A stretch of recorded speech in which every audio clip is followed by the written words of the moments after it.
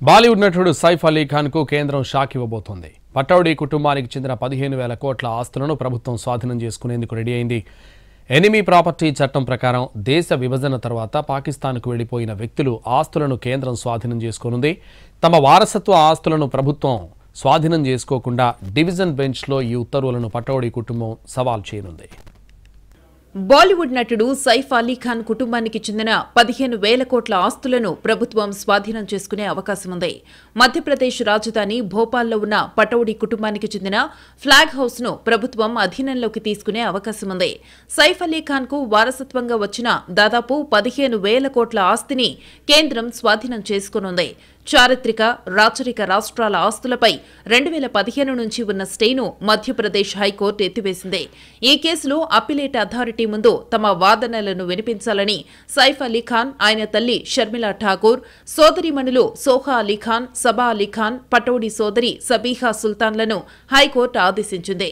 సైఫ్ అలీ ఖాన్ బాల్యంలో గడిపిన flag house, Noorus Saba palace, Darussalam, Habibi bungalow, Ahmedabad palace, Kohefiza ప్రాపర్టీలతో సహా భోపాల్లోని పటౌడీ కుటుంబానికి భారీగా ఆస్తులున్నాయి. వీటి విలువ 15,000 కోట్లకు పైగానే ఉంటుంది. ఈ ఆస్తులన్నింటినీ ఎనిమీ ప్రాపర్టీ యాక్ట్ 1968 ప్రకారం కేంద్ర ప్రభుత్వం అధీనంలోకి తీసుకునే అవకాశం ఉంది. ఆస్తుల వివాదంపై పటౌడీ కుటుంబ సభ్యులు 30 రోజుల్లోగా అప్పిలేట్ అథారిటీ ముందు హాజరయ్యేందుకు అవకాశమిచ్చింది. జస్టిస్ వివేక్ అగర్వాల్తో కూడిన సింగిల్ బెంచ్ 2024 డిసెంబర్ 13న ఆదేశించింది. నిర్ణీత గడువులోగా పటౌడీ కుటుంబం తమ వాదనలను వినిపించలేదు. పటౌడీ కుటుంబం దీనిపై ఎటువంటి దావా వేయలేదు. తమ వారసత్వ ఆస్తులను ప్రభుత్వం స్వాధీనం చేసుకోకుండా డివిజన్ బెంచ్లో ఈ ఉత్తర్వులను సవాల్ చేయడమే పటౌడీ కుటుంబానికి మిగిలి ఉన్న ఏకైక మార్గం. ఎనిమీ ప్రాపర్టీ చట్టాన్ని 1968లో రూపొందించారు.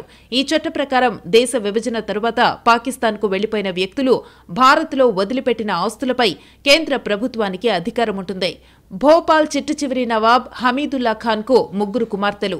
ఖాన్ ఆస్తికి చట్టబద్ద వారసురాలు ఆమె పెద్ద కూతురు అబిదా.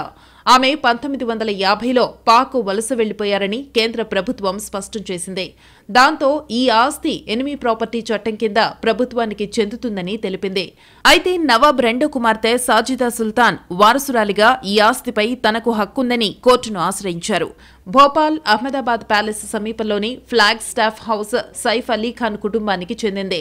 2011లో మన్సూర్ అలీ ఖాన్ పటౌడీ మరణం తరువాత సైఫ్ కి భోపాల్ నవాబు బిరుదుతో తలపాగా ఉత్సవం కూడా ఘనంగా జరిపించారు. ఇప్పుడు పటౌడీ వంశానికి సైఫ్ అలీ ఖాన్ ప్రధాన వారసుడు. వాస్తవానికి 2019లో సాజిద్ సుల్తాన్ను చట్టబద్దమైన వారసురాలిగా కోర్టు గుర్తించింది.